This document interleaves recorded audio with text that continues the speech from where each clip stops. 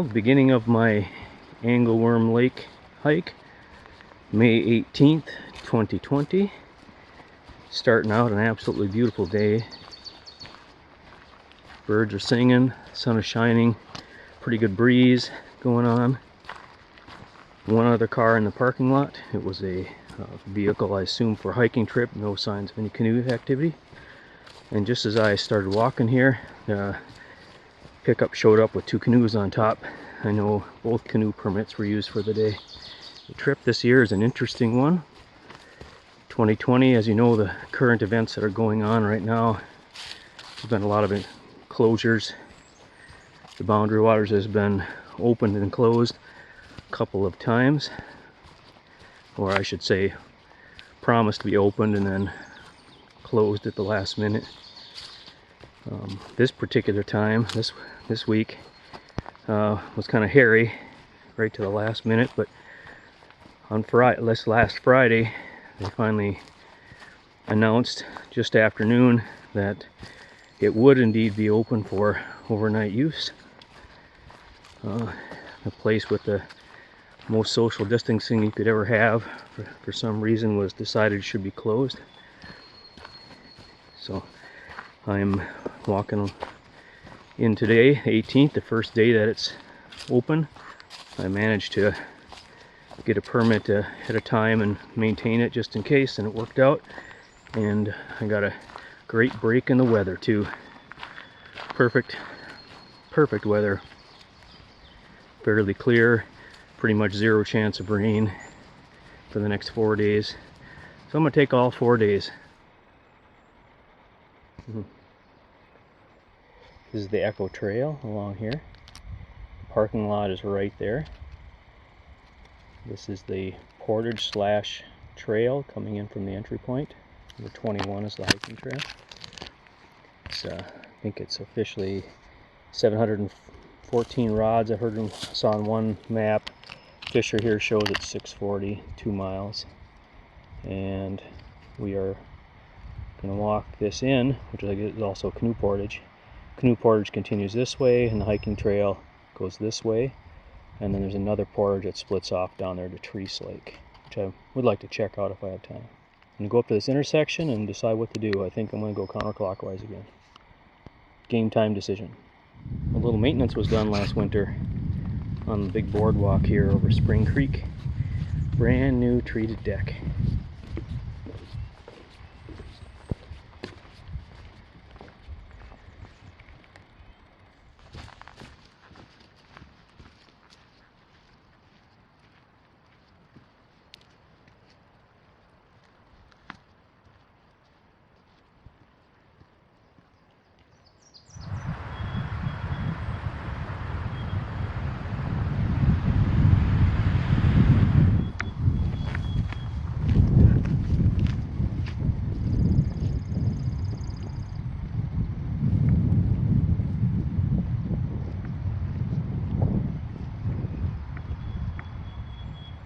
Well, a great day so far. About a half hour in, I suppose. Across those creeks and beaver dams and boardwalks. It's just beautiful out here. The white-throated sparrows are having a good old time. Pretty nice. This trail is very well kept. There's been quite a few tracks in here. Lots of footprints. Last year, I was here just a few days before this, just a couple, and no tracks at all. Leaves were kind of matted down, pine needles not disturbed, little branches laying down, everything, but it's nothing like that now this year. It's completely beat down, clean, muddy tracks and mud holes. Been a lot of people in and out of here already. Absolutely perfect day, just wonderful. I must be doing something right. Once again, the fork in the road.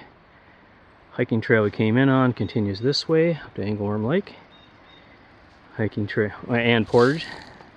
Hiking trail continues this way over the hill, and then a fork off of that one is the portage to Treese Lake, which I might check out later. And this way is to do a counterclockwise loop. And I've just decided that's the way I'm going to go, counterclockwise. That's what I did last time. Gives me quite a few options for today for setting up a camp, picking a spot. There's more campsites on that side, and since both permits are used today and both canoe permits are used today, gives me the greatest chance of actually finding a nice site for the day. This is sort of interesting. Somebody has done some brushing in here. You can tell all the brush has been kind of cast to one side or the other and all trimmed off. The little white pines here have been nibbled on by deer, I assume. Hopefully they make it. They're all over. Pretty nice to see. So somebody's definitely done some clearing. Maybe that would explain all the footprints coming in here. Maybe there was a trail cleaning crew. Whoever cleaned it and when, thank you very much.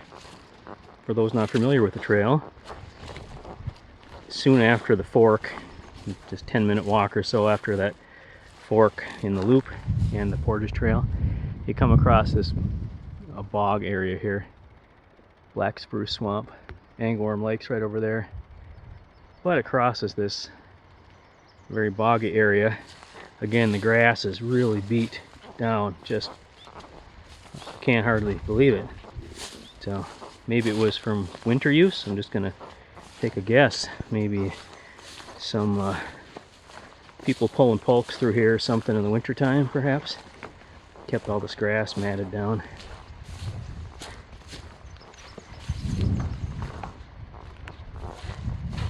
But right now it's kind of squishy, wet, a little squishy, not too bad. But this has been a very dry spring, although they had a very snowy winter. So they had a lot of moisture in the spring, but not much rain since then. In fact, there's been a fire ban on for a few weeks, which was just lifted today too. At the very end of this little crossing of the bog is a little boardwalk. Kind of nice that that's there over the wettest part. And the reason for it is because of this creek.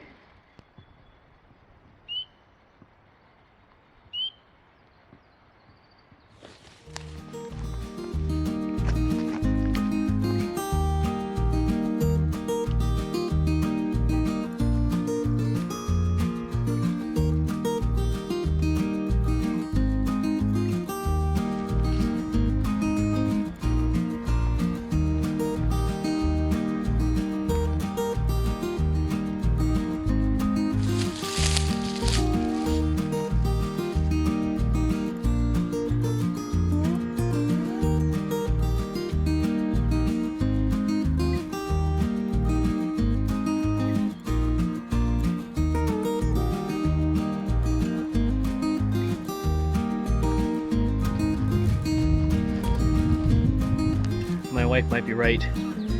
I do need to get a little more color in my camping wardrobe.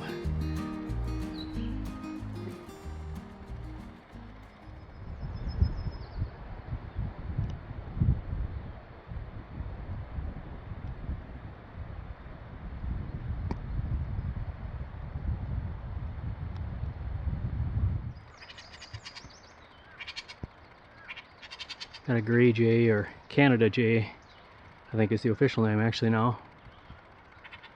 The welcoming committee.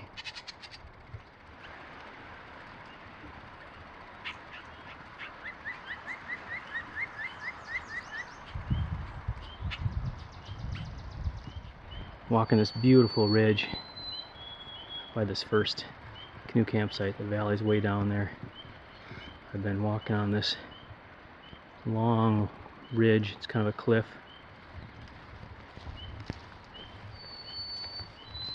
Birds everywhere.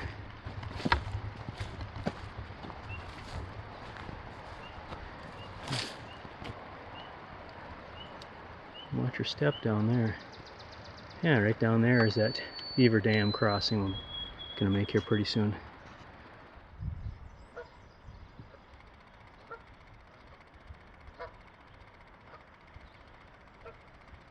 Well, just like last year,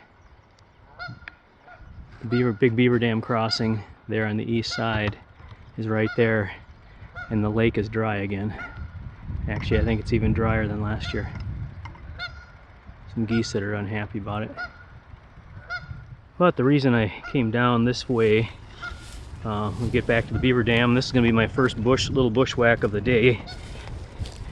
I'm going to walk right down the edge of this shore because in LiDAR imagery, the railroad grades that were here for logging this, you know, right after the turn of the century about, one of the grades comes in from that, around that point in the swamp. There's a Y out there, and it comes to right about there from the looks of it.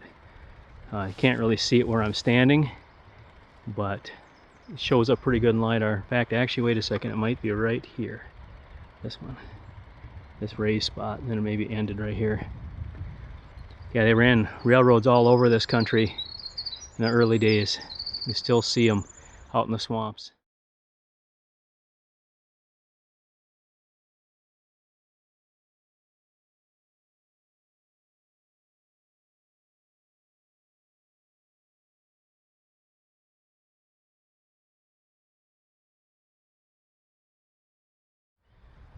The ones south of here they've made roads on, and the ones that are in the swamp here were later used by trucks for truck logging, what they didn't cut the first time.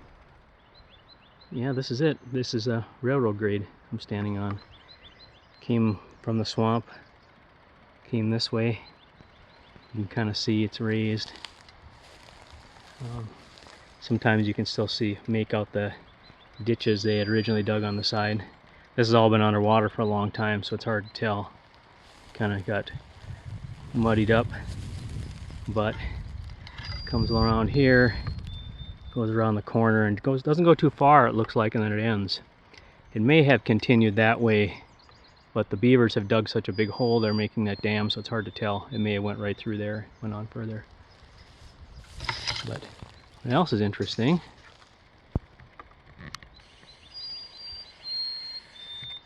That's a chunk of ice in the hillside. Pretty nice sized chunk too. First one I've seen. May 18th today.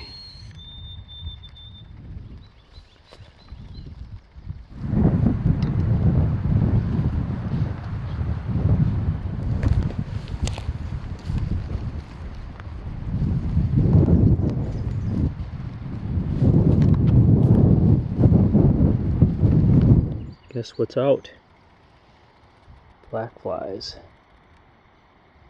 Little buggers. Yeah, they're swarming me pretty good actually. As soon as I got out of the woods, got out to the open. I bushwhacked my way, took about 20 minutes from the trail after the Beaver Dam crossing out to this big point with a campsite on it. Quite pretty. Yeah, well, the black flies are actually quite annoying. It's this campsite right here.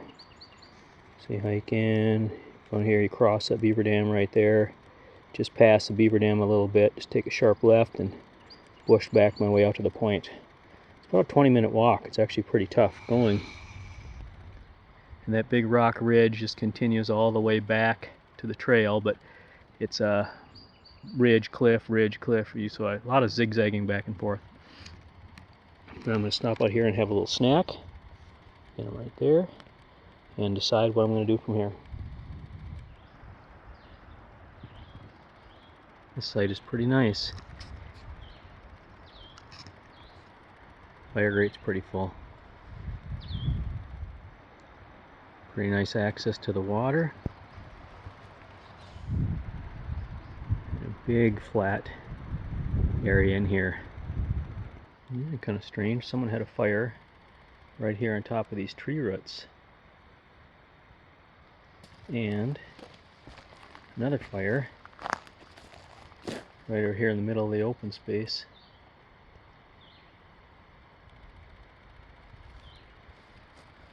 Oh, and another fire by the base of that tree.